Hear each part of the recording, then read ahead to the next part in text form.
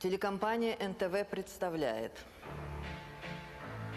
к 300-летию основания Российской империи, к 300-летию основания Санкт-Петербурга.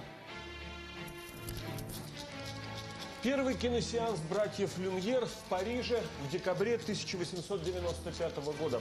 В следующем, 1896 году, движущуюся фотографию уже смотрят во всех столицах. В мае 1896 года Луи Люмьер отправляет своих операторов в Москву снимать коронацию российского императора Николая II.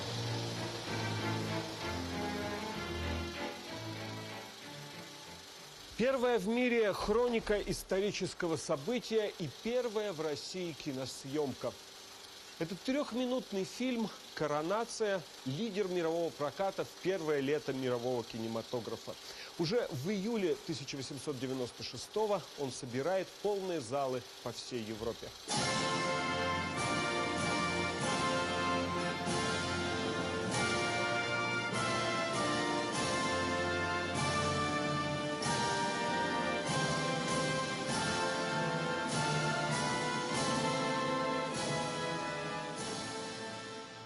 Большая часть этих съемок, когда самодержец Николай II уже возложил на себя корону Российской империи. Впереди невысокого государя выступают даже более заметные в хронике два молодых великана кавалергарда. По левую руку, по ту, в которой держава, символ имперского единства, шествует поручик Маннергейм, впоследствии президент Финляндии. Никто и представить не может, что это последняя коронация, а Великое княжество Финляндское станет независимой страной. Между тем, живое подтверждение будущего распада Российской империи идет буквально в 2 шагах от последнего императора.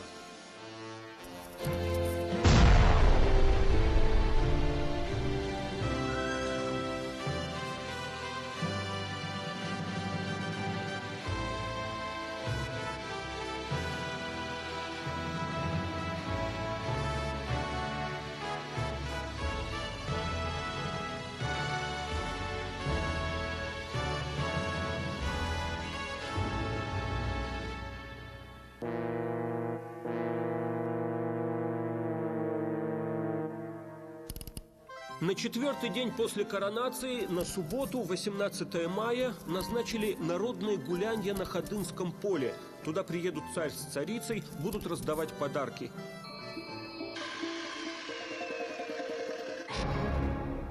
Народ ринулся занимать места заранее, и к вечеру накануне праздника на поле скопилось 500 000 человек. Ходынское поле сейчас – частично застроенные пустыри в районе метро «Аэропорт», а тогда пригородный полигон московского гарнизона. Каждому пришедшему полагались царские гостинцы – колбаса, пряник, булка и такая кружка на память святого коронования. Обещали бесплатно разливать пиво, но выпивку многие прихватили с собой. Ночью в толпе прошел слух, что буфетчики раздают праздничные наборы из-под прилавка своим. И на утро на всех не хватит. Народ кинулся к палаткам, охрану раскидали. Перепуганные буфетчики начали раздачу, уже просто кидая подарки в толпу. Страшная давка. Люди проваливаются в наспех закрытые досками рвы и траншеи полигона.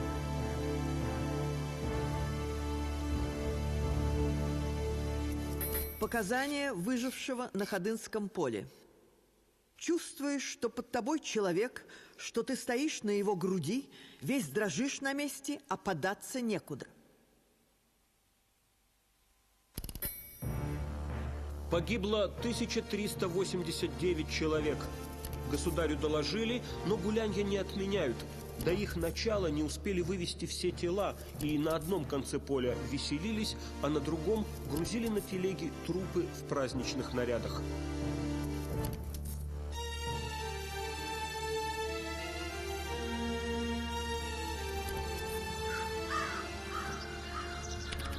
Обелиск на братской могиле на Ваганьковском кладбище. Только дата – 18 мая 1896 года. – Здесь лежит народ, погибший на коронационном празднике в честь нового царствования. Хуже предзнаменования представить нельзя. Николай в слезах порывается ехать в какой-нибудь монастырь, в святой обители замаливать страшный грех. Но вечером того же дня танцует на балу у французского посла. Ведь нельзя обижать главных союзников.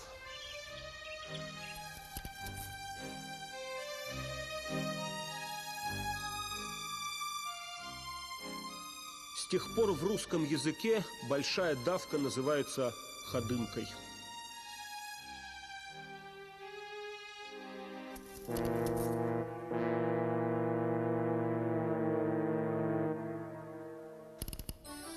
Вопреки воле родителей и все более антигерманской политики России, цесаревич Николай себе в невесты выбрал принцессу из игрушечного Гессен-Дармштадтского княжества. Дармштадт – маленький городок возле Франкфурта, но невеста чаще жила даже не в нем, а в маленьком лесном замке Вольфсгартен, что значит «волчий сад».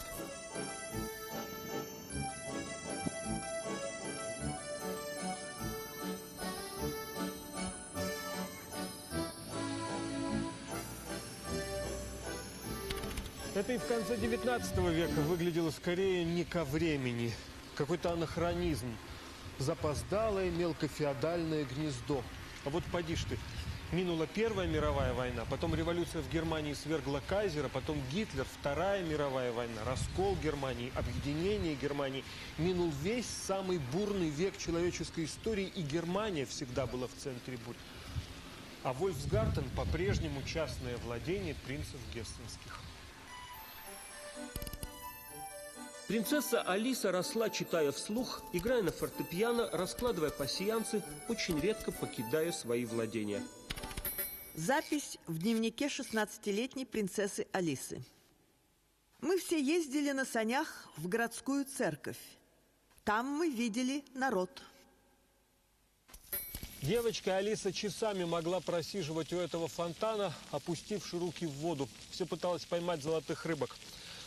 Она жила здесь, как в сказке. Окруженный лесами замок, а в нем маленькая принцесса маленького королевства.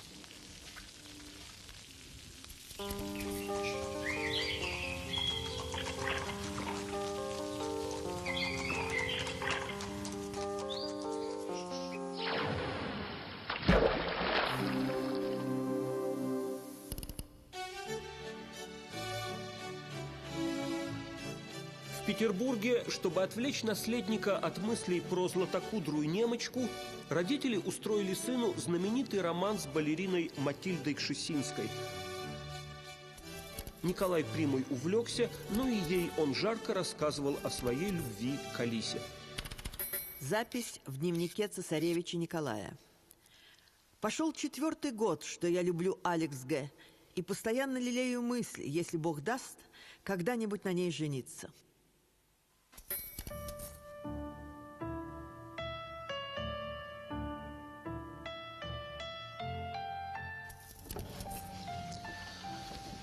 В самый первый раз Алиса и Николай сюда, в Вольфсгартен, приедут после своего обручения. Потом будут приезжать еще.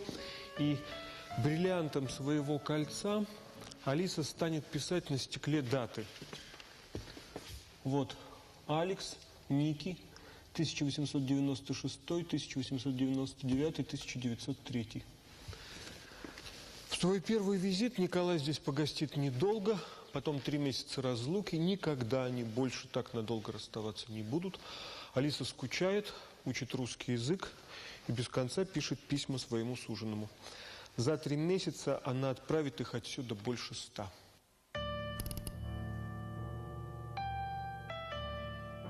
В гостиной лежат на своем месте семейные фотоальбомы. Для Вольфсгартена последний романовый важный эпизод, но один из многих.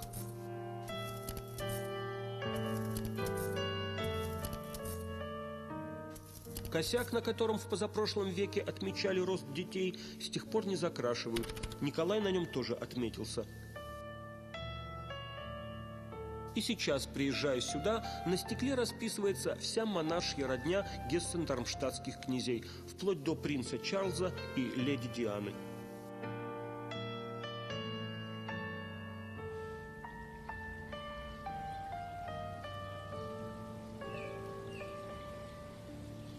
Церковь близ Дармштадта, города русских цариц, Николай II поставил в честь перехода жены в православие, когда принцесса Алиса стала Александрой Федоровной. Назвали церковь Марии Магдалины в честь бабки Николая II, жены Александра II, другой дармштадтской принцессы Максимилианы, в православии ставшей Марией Александровной. Целых две улицы ведут к храму в честь императора и в честь императрицы. Это Николай век, а та Александра век. Николаевская и Александровская дороги.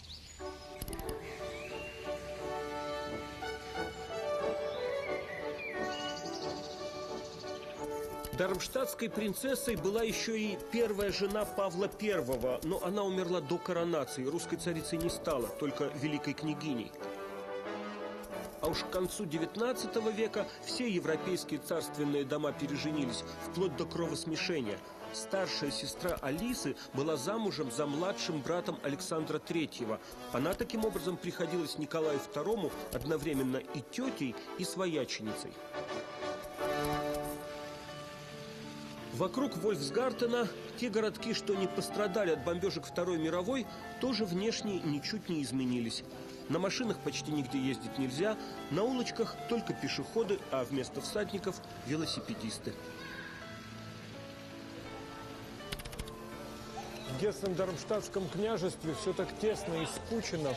Алису в Петербурге не взлюбили, а про ее родину повторяли злую шутку, что здесь покойников хоронят стаймя. Потому что если их опускать в землю лежа, то они ногами могут оказаться во владениях соседнего курфюрста.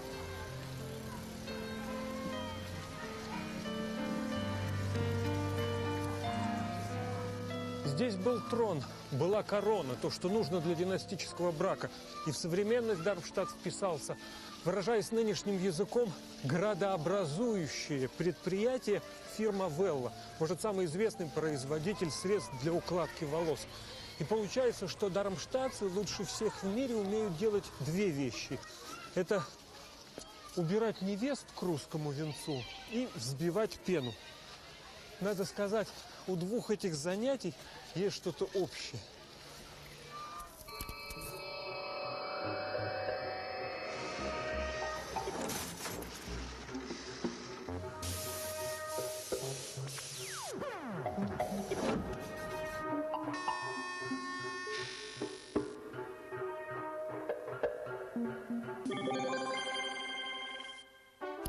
Николай владел в том числе и немецким, но дома говорили только по-русски, а языком переписки последней царской четы был английский.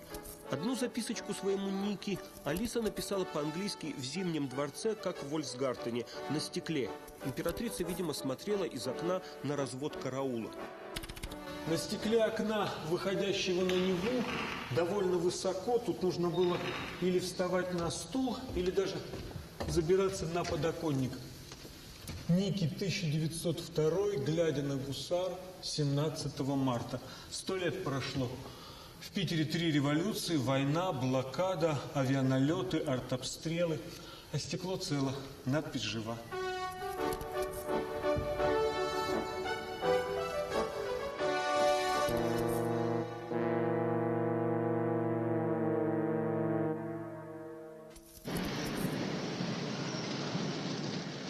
Потом эти годы назовут переходом к империализму, высшей стадии капитализма. Невиданная индустриализация. За 6 лет царствования Николая II в XIX веке тяжелая промышленность империи вырастает вдвое.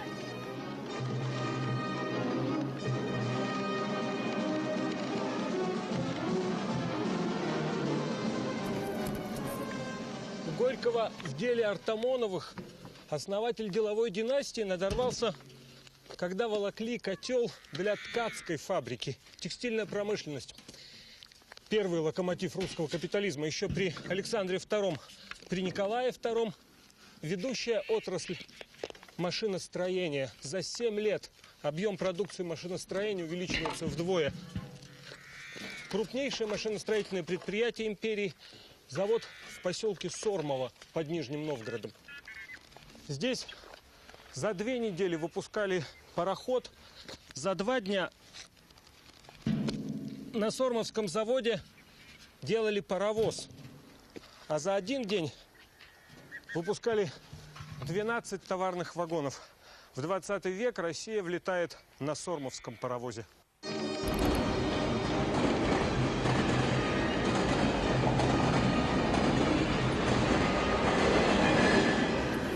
До конца 90-х годов в России в ходу только кредитные билеты. Но с деревянным, бумажным даже рублем не выйти на мировой рынок. Став министром финансов еще при Александре III, Сергей Витте при его сыне завершает денежную реформу, выпуская в обращение золотые рубли. Сергей Витте. Против этой реформы была почти вся Россия. Во-первых, по невежеству, во-вторых, по привычке. Либеральную реформу проводят самым нелиберальным путем, пользуясь лишь личным доверием императора. На торгах Московской межбанковской валютной биржи каждый день определяется курс рубля относительно мировых валют. Самая первая привязка курса в 1897 году. Витте привязал рубль к золоту. 0,77 грамма золота за 1 рубль. Золотой царский червонец, 10 рублей с портретом Николая II. Вплоть до Первой мировой войны самая твердая валюта в мире.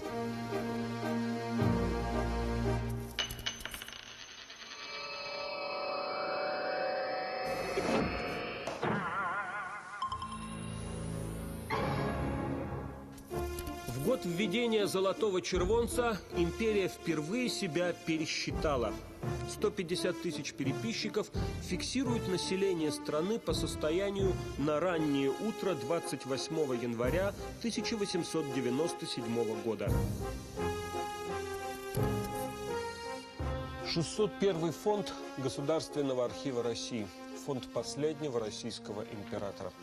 По всеобщей переписи населения Российской империи составляет 128 миллионов 924 тысячи 289 человек. Переписной лист, заполненный собственноручно. Фамилия, имя, отчество: Романов Николай Александрович. Вероисповедание православное, родной язык русский, образование домашнее и знаменитое, вошедшее в историю. Род занятий: хозяин земли русской. Уже 40 лет, как освобождено последнее несвободное сословие, крестьянское. Уже тысячи и тысячи хозяйствующих субъектов породил русский капитализм. Но нет, 28-летний император единственный, хозяин необъятной родины своей. Уже родился первый ребенок, дочь Ольга, но у хозяев должен быть наследник, сын. Русский престол передается только по мужской линии, а царица каждые 2 года рожает по дочке, 4 подряд. Запись в дневнике сестры царя, великой княгини Ксении. 5 июня 1901 года. Какое разочарование! 4-я девочка. 10 лет терзаний и без того мнительной императрицы. Она все не может выполнить своего главного долга – подарить России царевича. При дворе перебывало множество чудотворцев, пока государи не прослышали. Был такой старец Серафим, в миру Прохор Мошнин, который предрек их будущее царствие и свое прославление. Николай и Александра едут в Нижегородскую губернию, в Саровский монастырь, где монашествовал Серафим. –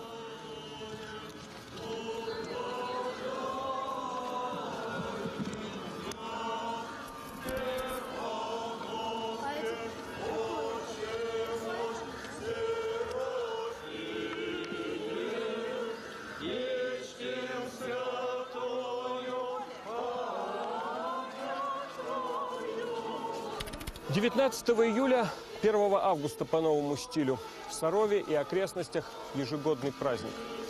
В этот день, в 1903 году, канонизировали монаха Серафима.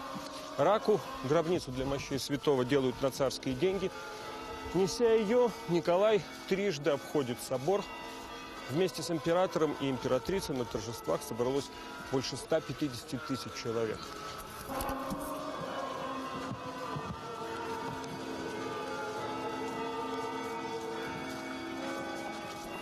Синод был против, но государь не только хозяин земли, но и хранитель веры.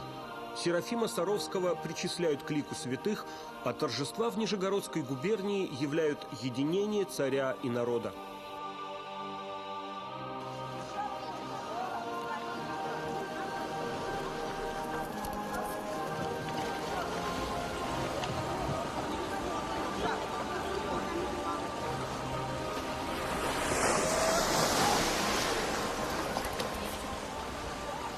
Купальня Серафимовского источника. Сюда идут за исцелением от любых болезней, от глухоты до бесплодия.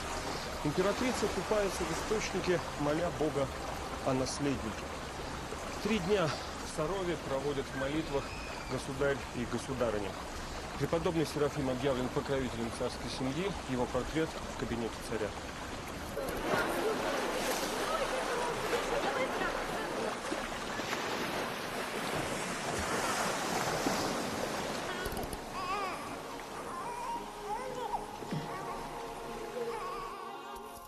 Через год родился, наконец, наследник. Как тут не уверовать в чудо? Николай II.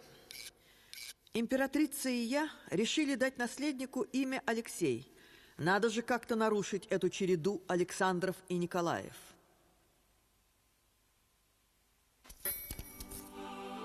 Великих княжон называли по первым буквам имен. Отма, Ольга, Татьяна, Мария, Анастасия. Теперь царские дети Отма плюс Алексей.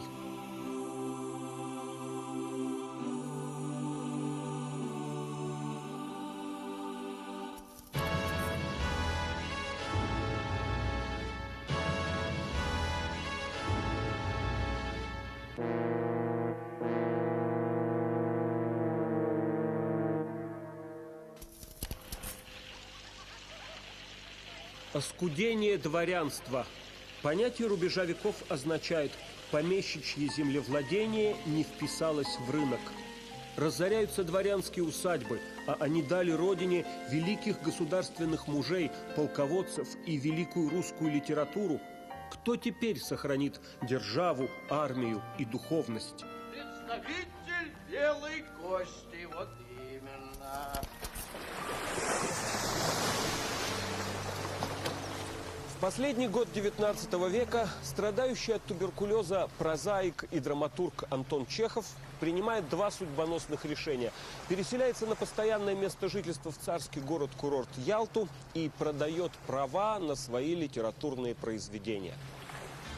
Сын купца 3-й гильдии Чехов за 75 тысяч рублей продает все, что написал и что еще напишет в ближайшие 20 лет книгоиздателю Адольфу Марксу. Чехов в письме брату после заключения договора. Теперь я могу есть свежую икру, когда захочу. 75 тысяч рублей за все произведения оптом. Это к тому времени самая высокая цена, по которой можно рукопись продать. Недавно все литературное наследие Тургенева оценили в 60 тысяч. А этот участок земли в Ялте в нынешнем исчислении 3,5 гектара. Чехов купил за 4 тысячи рублей. На участке Чехов сажает рощицу диковинного в этих местах бамбука, эту магнолию, и заказывает дом модного архитектурного стиля. Потом даже будет жалеть, можно было заказать дом и попросторнее. Ведь первый транш от Маркса целых 20 тысяч рублей.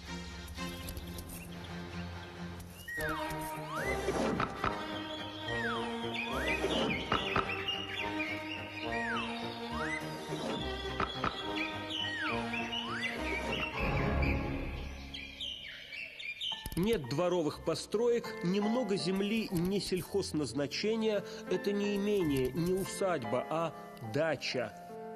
Это слово без перевода из русского войдет в мировые языки. Здесь Чехов пишет свои поздние шедевры. Самый последний – пьеса «Вишневый сад». Как раз про то, как дачи идут на смену усадьбам. В рамках договора с Адольфом Марксом выходит полное собрание сочинений Чехова в приложении к журналу «Нива». Читателям оно достается почти даром – 16 томов всего за 1 рубль. Удачным маркетинговым ходом добиваются рекордного тиража в истории русской литературы – 250 тысяч экземпляров. В отношении пьес по настоянию Чехова в договор с Марксом внесен дополнительный пункт. Отчисления за сыгранные спектакли остаются автору. Премьерой «Вишневого сада» Московский художественный театр отмечает 25-летие литературной деятельности Чехова, а за одни только гастрольные спектакли в Петербурге Антон Палыч получает дополнительно 6 тысяч. Поздравляю вас с премьерой.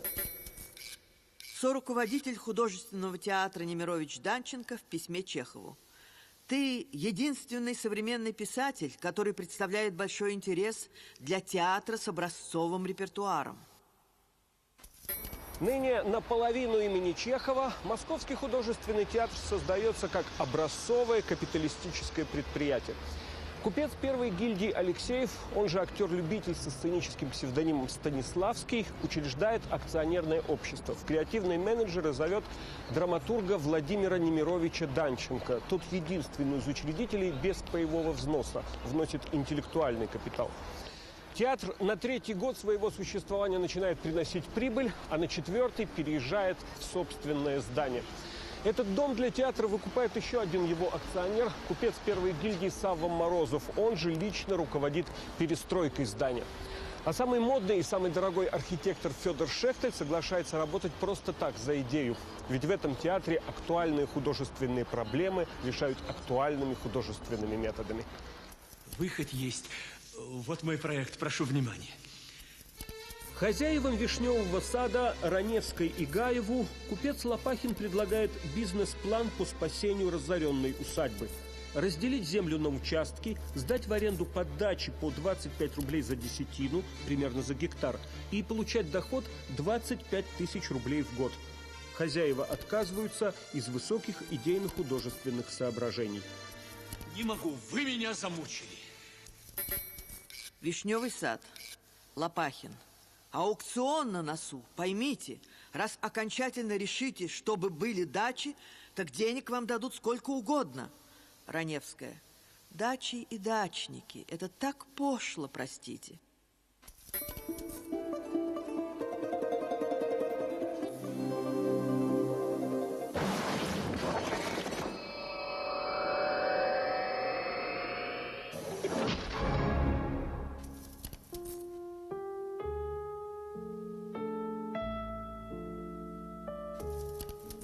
Как известно, Чехов считал «Вишневый сад» комедией, а центральной ролью – Лопахина.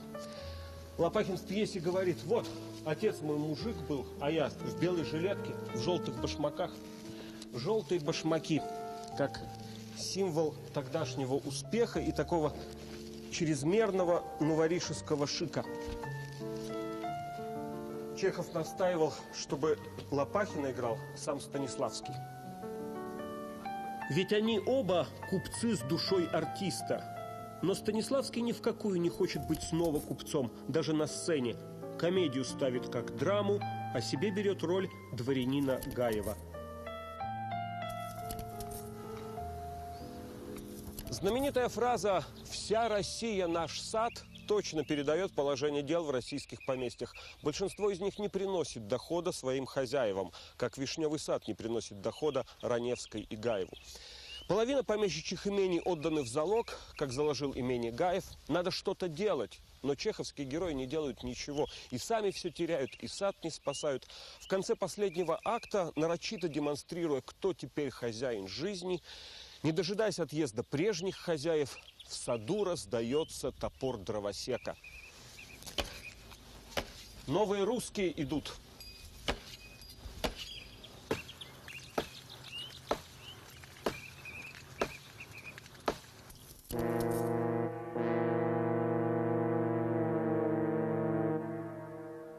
К 20 веку Российская империя достигла естественных пределов. С севера – Ледовитый океан, с запада – великие европейские державы, с юга – непроходимые горы и пустыни, с востока ограничивает Тихий океан. Лишь к югу от Дальнего Востока нет природных преград, а страны-соседки явно слабее России. Владивосток – замерзающий порт. Протянув сюда Транссиб, укрепившись, почувствовав себя великой Тихоокеанской державой, так логично захватить территории к югу, где судоходство круглый год. 赶快骑马去，就说客人来了。 Дряхлый феодальный Китай агрессивные соседи рвут на куски, соперничая друг с другом. Русские вытесняют арендаторов японцев с Леодунского полуострова и арендуют его сами на 25 лет. Сходи на базар и узнай цены на рис и на верблюдов. Побережье китайского Леодунского полуострова не замерзает. Конечно, аренда – это только для проформы. На самом деле русские обустраиваются здесь навсегда. Весь северо-восток Китая, Манчжурию, собираются сделать своим протекторатом, а Леодунский полуостров под названием Квантунской области становится административным центром российского Дальнего Востока. На Леодуне русские основывают два города – Порт-Артур, тогда порт приписки нашего Тихоокеанского флота, а сейчас Люйшунь, база китайского ВМФ, и открытый торговый центр город Дальний. Китайский город Далянь, бывший русский город Дальний. В русские годы сюда проводят ветку Транссиба и строят огромный глубоководный порт. Местная администрация называется, как положено, городская управа. Здесь сейчас выходят только китайские газеты. Есть еще английские бизнес-вестники, а тогда единственное выходившее здесь издание – русская газета. Ее с запалом первопроходцев называют «Новый край».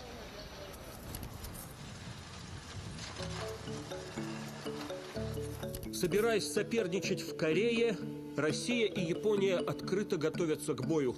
В Петербурге этому даже рады.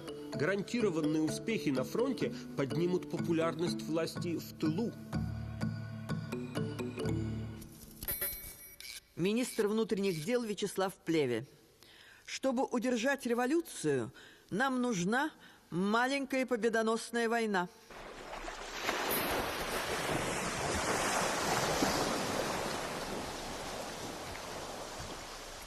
Корабли на рейде Порт-Артура давно ждали гостей, и в ночь на 27 января 1904 года русские даже видят японские корабли в лучах прожекторов, но принимают их за своих. Японцы подкрались на 600 метров. Это как до этого теплохода. Ночная торпедная атака дырявит 3 русских корабля. В Порт-Артуре слышали взрывы с моря, но город подумал, учения идут, и продолжал мирно спать до утра, пока совсем не рассвело. У японцев двукратное превосходство в боевых кораблях.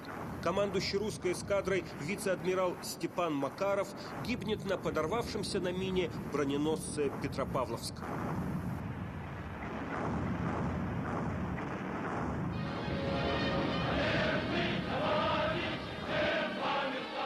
После очередного боя затонувшие русские корабли японцы поднимают и вводят в строй. И знаменитый крейсер «Варяг», героически затопленный своей командой в первый день войны, тоже потом служил неприятелю.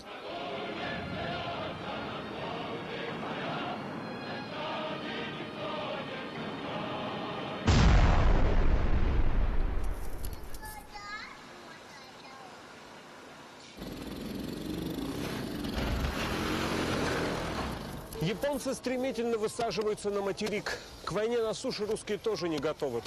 Город Дальний оставляют без боя, подарив противнику целехонький порт, 50 судов, 100 складов и 400 вагонов.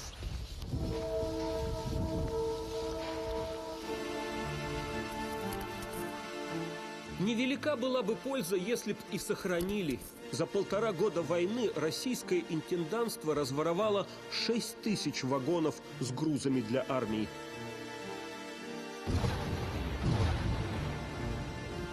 Военное командование бездарно. Отступает после главного сражения войны у маньчжурской столицы Мукдена. Порт-Артур сдает с гарнизоном, боеприпасами и месячным запасом провианта. Это первая наша война с применением пулеметов, а боевой строй слишком плотный, и японский огонь косит русских в местах с названиями Лаоян, Шахэ, Вафангоу. Лев Толстой о Николае II в памфлете «Одумайтесь». Несчастный, запутанный молодой человек, признаваемый руководителем 130-миллионного народа, благословляет на убийство войска, которое он называет своим, для защиты земель, которые он с еще меньшим правом может называть своими.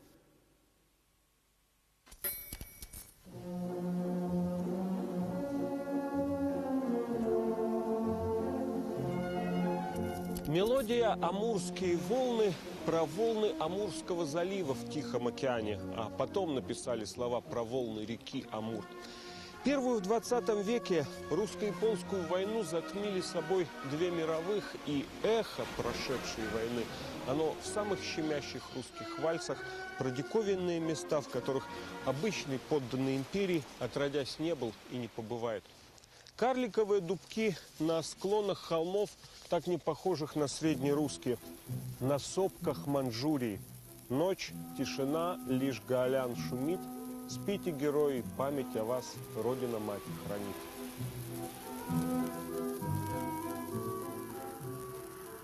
В России идут антивоенные демонстрации. Властям желают поражения, как ровно полвека назад в Крымскую войну. После очередной победы японцев петербургские студенты открыто с телеграфа шлют поздравительные телеграммы в Токио японскому императору. Посланная из Петербурга на Дальний Восток на подмогу эскадра контр-адмирала Рождественского идет через полмира, вокруг Африки, 30 тысяч верст. До места добрались поздно, когда спасать уже некого, надо спасаться самим. Без всякого плана боя, просто с задачей прорваться во Владивосток к своим. Русская эскадра встречается с японской в проливе Цусима. В пролив вошли 14 мая 1905 года, в годовщину коронации Николая II. На кораблях подняты праздничные флаги, личный состав в парадной форме.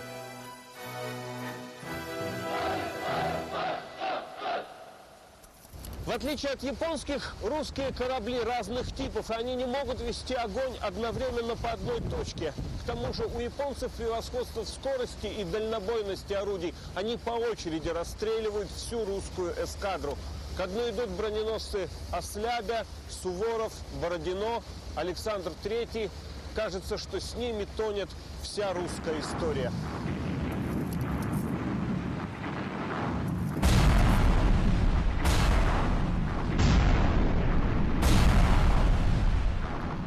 Пять тысяч человек гибнет в воде, 5000 попадают в плен.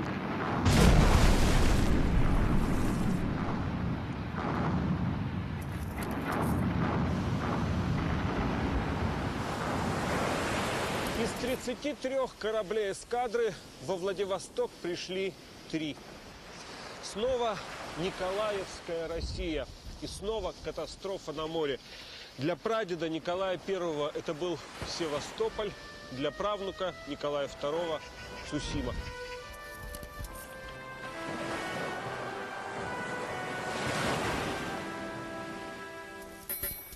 Германский кайзер Вильгельм II в письме Николаю II.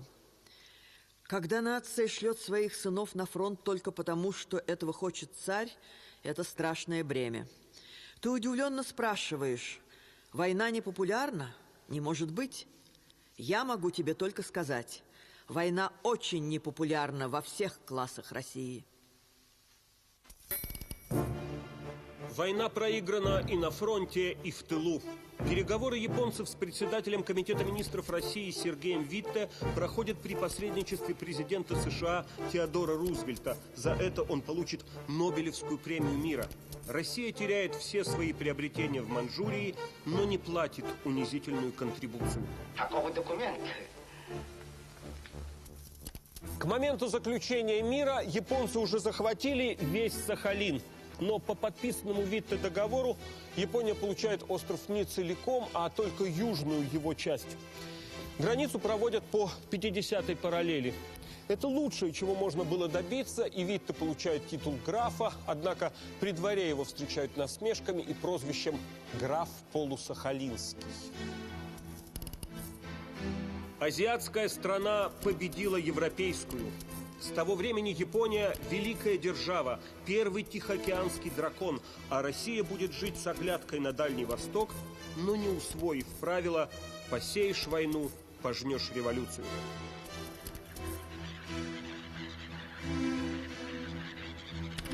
Русско-японская война в фольклоре – это, как тогда говорили, жалостливые куплеты. Их пели попрошайки в поездах. Синее море, белый пароход. Сяду, поеду на Дальний Восток. На Дальнем Востоке пушечки гремят. Русские солдатики убитые лежат. И первая в истории издевательская переделка государственного гимна России «Боже, царя храни». «Боже, царя возьми, нам он не нужен, в лоб он контужен японцами».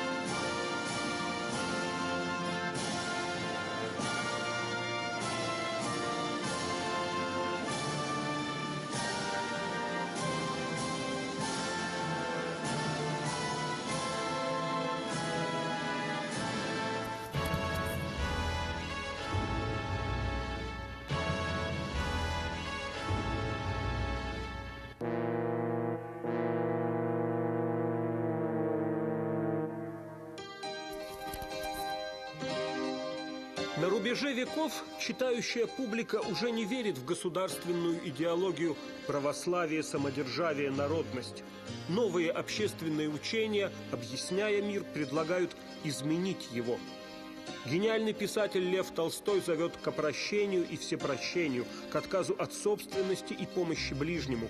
В своем имении «Ясная поляна» граф пашет землю, кладет печи и шьет сапоги. Его буквальные последователи, толстовцы, живут простым трудом в коммунах-колониях. Но таких немного. Для остальной интеллигентской России Толстой – духовный отец. Последние 8 лет Толстой живет, никуда отсюда не выезжая. Он старец Лев из Ясной Поляны, главный святой пророк самой читающей страны. Сюда стремятся паломники со всей России, от мужиков до декадентов. Толстой ненавидит знаменитое тургеневское определение «великий писатель земли русской». В советское время его еще насмешливо сокращали ВПЗР. Но паломников принимает благожелательно. Терпеливо выслушивает толстовцев. Они все хотят переделать на толстовский манер. Отвечает им кротко: «Не живите так подробно». Константин Бальмонт шумно читает здесь свои поэзы. Толстой слушает, раскачиваясь в кресле качалки на террасе, хохочет. И самонадеянный Бальмонт, описывая это, потом восклицает: «Старик ловко притворился, что мои стихи ему не понравились». Поздний Толстой уже не литератор, а мыслитель. Больше всего говорит и пишет о едином для всех Боге. Христа называет просто проповедником, резко критикует официальное православие. В 1901 году его отлучают от церкви.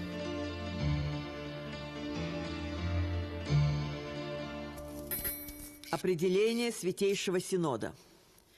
Известный всему миру писатель, русский по рождению, православный по крещению, граф Толстой в прельщении гордого ума своего дерзко восстал на Господа, явно перед всеми отрекшись от вскормившей и воспитавшей его матери, церкви православной.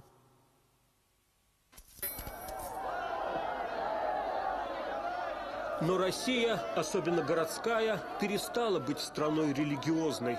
Отлучение от церкви, прежде страшная кара, скорее даже упрочило моральный авторитет Толстого.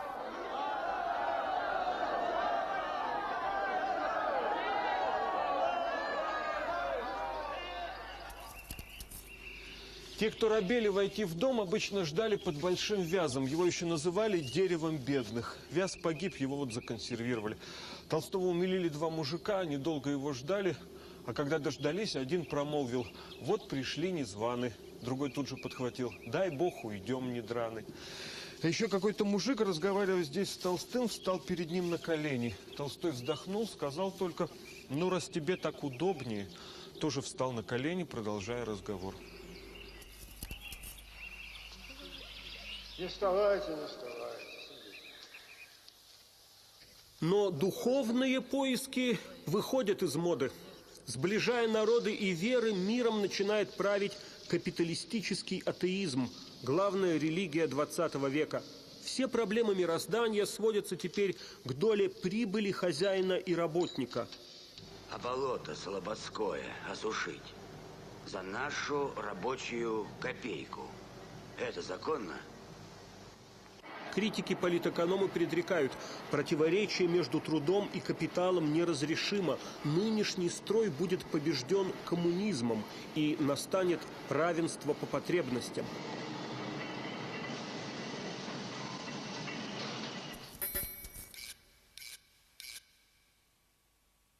Призрак бродит по Европе, призрак коммунизма. Все силы старой Европы объединились для священной травли этого призрака. Папа и царь, французские радикалы и немецкие полицейские.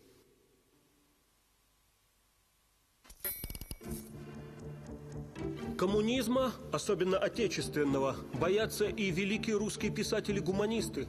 Как это насильно устроить Царство Божие на земле, без Бога? Пока, после нестрогих наказаний на родине, по Европе бродят лидеры русского марксизма.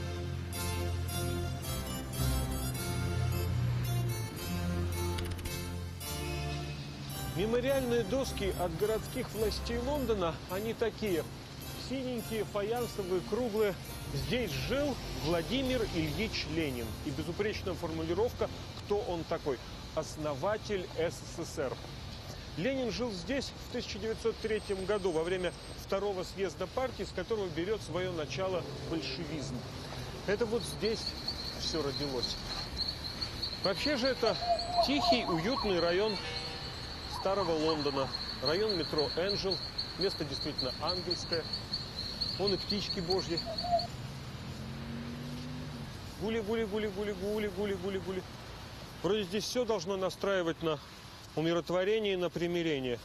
А вот жил человек, смотрел из окна на эту идиллию и все повторял железное правило. Прежде чем объединяться, мы должны решительно размежеваться. Ну какой же я отсюда? Ленин с супругой за фунт стерлингов в неделю снимают 2 комнаты во 2-м этаже рабочей квартиры. У английского рабочего теперь может быть 2-этажная квартира, а в ней 2 лишних комнаты, которые можно сдавать. Такого пролетария уже не поднимешь на революцию.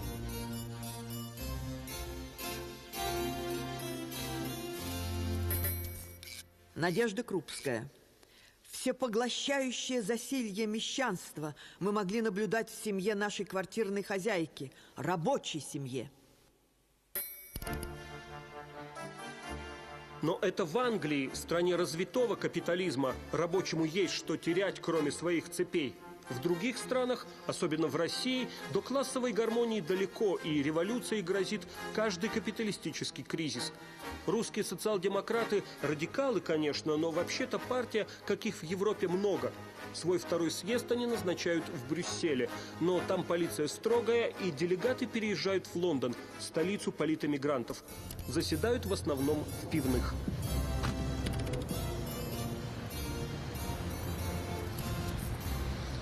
Таверна «Краун» – один из лондонских пабов, в котором проходил 2-й съезд партии. Известно, что Ленин предпочитал темное пиво.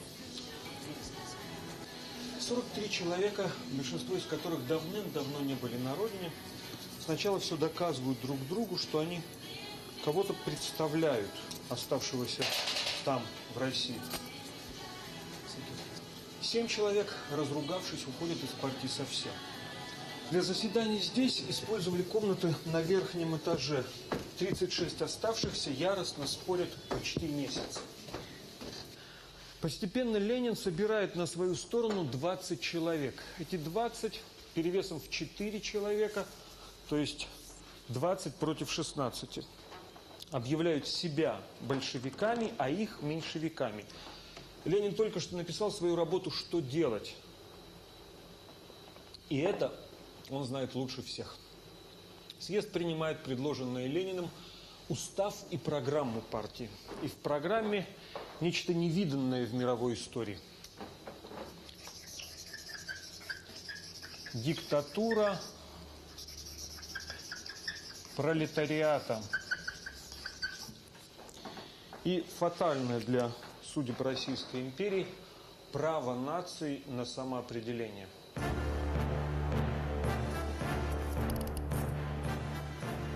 Ленин выигрывает выборы в Центральный комитет. Ровно через 200 лет от начала петербургского периода, открывшего окно в Европу, рождается большевизм, русский коммунизм.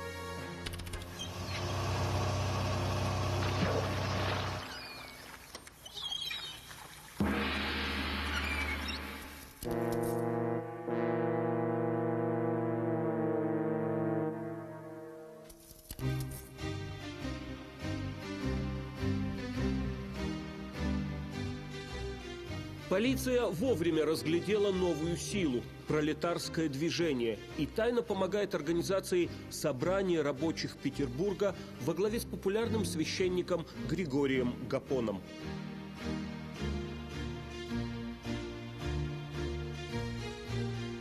Расчет – управлять протестом, чтоб рабочие боролись со своими хозяевами, а не с правительством. Но капиталистам явно не хватает уступчивости. Дирекция Путиловского завода отказывается ввести с нового 1905 года 8-часовой рабочий день. Крупнейшее столичное предприятие объявляет забастовку, ее поддерживают остальные. Решают в ближайшее воскресенье, 9 января, нести петицию к царю. Из петиции рабочих Петербурга. Государь, нас больше 300 тысяч, и все это люди только по виду. В действительности за нами не признают ни одного человеческого права, ни даже права обсуждать наши нужды.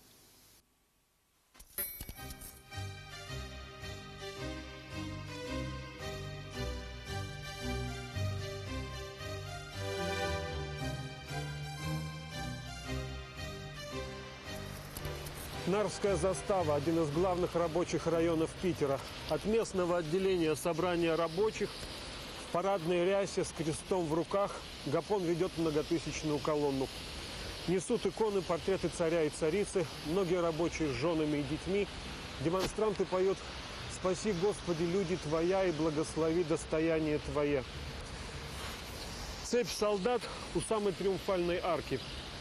Когда до ворот остается шагов 200, на колонну внезапно налетает отряд конницы. Эскадрон проскакал сквозь всю толпу, вернулся назад. До солдат остается шагов 100. И тут 5 залпов. Сначала стреляют в живот, потом прицел ниже. Добивают упавших раненых.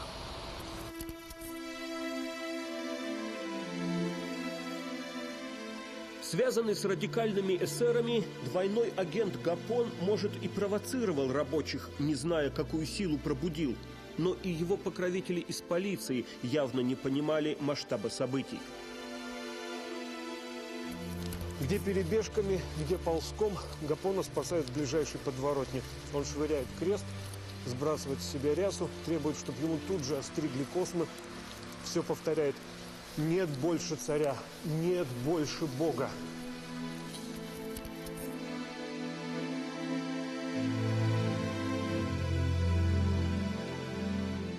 О шествии рабочих власти и царь лично знали заранее. Иной встречи, кроме армейских заслонов, не готовили. На Васильевском острове, в другом рабочем районе, колонны доходят до Невской набережной. Завидев войска, высылают вперед себя парламентариев с белыми платками. Те просят пропустить мирную рабочую демонстрацию. В ответ налетают казачьи сотни с шашками наголо. Из окон Академии художеств эту сцену наблюдает Валентин Серов. Великий живописец напишет свою единственную политическую картину. «Солдатушки, бравые ребятушки, где же ваша слава?»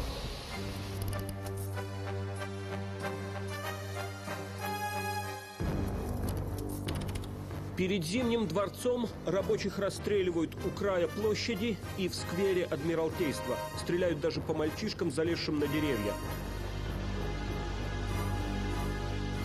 По официальным данным, убитых 130, раненых 300. Группа репортеров предъявит МВД список из 4500 убитых и раненых.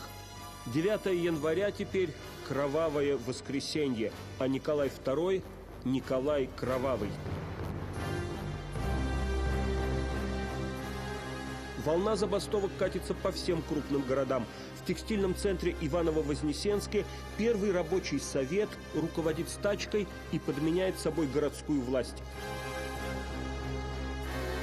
Крестьянские волнения в большинстве губерний. Образуется Всероссийский крестьянский союз с эсерами во главе.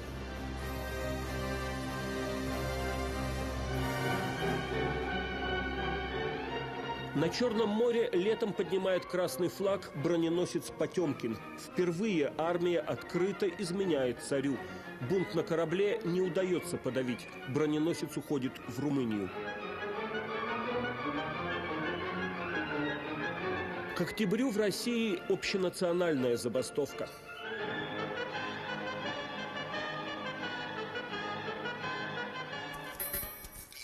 Генерал-губернатор Петербурга Трепов в приказе от 14 октября 1905 года. Холостых залпов не давать и патронов не жалеть. В столице перебои с телефоном и освещением, а железнодорожного сообщения нет ни со страной, ни даже с Петергофом, где находится глава государства. Сейчас от Зимнего дворца в Петергоф ходит речной трамвайчик. А в октябре 1905 года граф Витте, первое лицо кабинета министров, только вплавь и может добраться до императора. По дороге Витте составляет проект манифеста о провозглашении нового государственного строя. Пароход уже причаливает в Петергофе, когда Витте заканчивает диктовать: установить, чтобы никакой закон не мог восприять силу без одобрения Государственной Думы. Царю предлагается добровольно ограничить свое абсолютное самодержавие.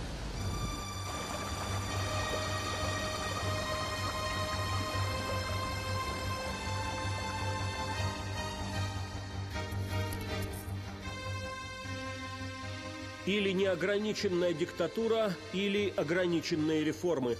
Николай до последнего лелеет силовой вариант, но предполагаемый диктатор, дядя царя, великий князь Николай Николаевич, пригрозил тогда застрелиться, и император решается. Николай II в письме матери. «Я перекрестился и дал им все, чего они хотели».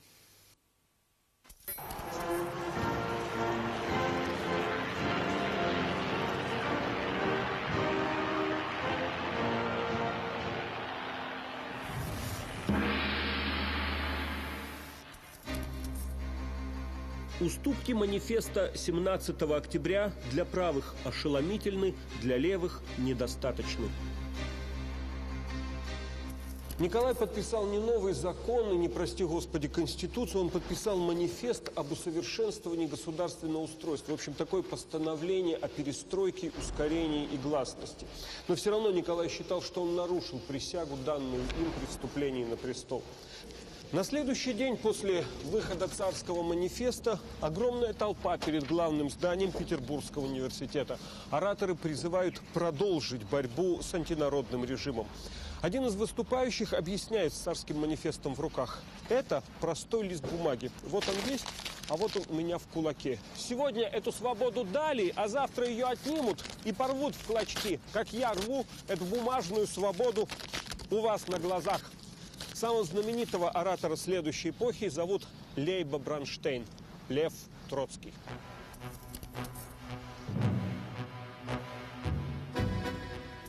Троцкий возглавляет Петербургский совет рабочих депутатов. Ленин ненадолго возвращается в Россию лишь в ноябре, но никакой он не вождь восстания, вообще революция катится не по воле политических партий.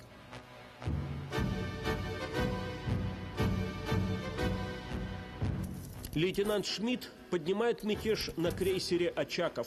Его поддерживают еще 12 кораблей Черноморского флота. В декабре начинается вооруженное восстание в Москве. На Пресне рабочие, разоружив полицию и застрелив начальника отделения, занимают круговую оборону. Пресня в начале 20 века – рабочая окраина Москвы.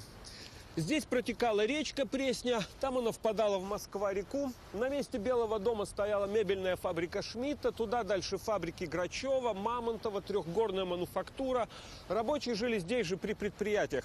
Пресню таким образом с двух сторон защищала вода, реки, а там с двух сторон посуху поставили баррикады и держали оборону, как в осажденной крепости. Пушки правительственных войск били по Пресне из-за реки. Они стояли примерно там, где бывшее здание СЭФ. Все изменилось. И только это место так и осталось самым расстрельно-баррикадным в русской истории. Из булыжника этого горбатого моста строили баррикады и в декабре 1905-го, и в 1991-м при обороне Белого дома, и в 1993-м при расправе с Верховным Советом. В декабре 1905-го рабочие дружины удерживают оборону 10 дней. То высший пик Первой русской революции. Поп Гапон, с которого революция началась, сумел выбраться за границу. В Париже его приветствуют французские социалисты, он встречается с Лениным и Плехановым, недолго состоит в партии большевиков и долго кутит на щедрые пожертвования европейской социал-демократии русскому рабочему движению. Подорвав здоровье, Гапон возвращается в Россию после объявления амнистии манифестом 17 октября. Не находя себе места, вновь обращается в полицию и неосторожно предлагает поделить 25 тысяч за информационные услуги другу эсеру. Тот все рассказывает товарищам по партии, и Гапона решают казнить. Озерки тогда дачная местность, теперь в городской черте Петербурга. Гапона зазвали на дачу, завели с ним разговор про условия сотрудничества с полицией, мол, что там, почем. За стенкой этот торг слышали заранее приехавшие рабочие из гапоновского кружка. Они в ярости ворвались в комнату. Гапон валялся в ногах, молил о пощаде, но бывшего народного радетеля повесили на грязной веревке.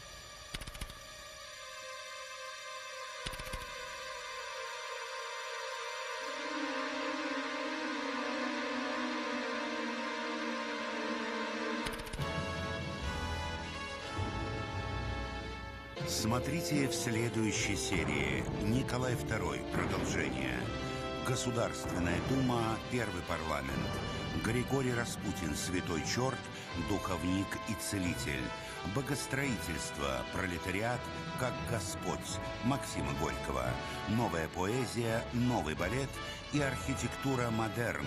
Музы Серебряного века. Столыпинские реформы и убийство премьера Столыпина. Российская империя. В четверг в 22:40 на НТВ.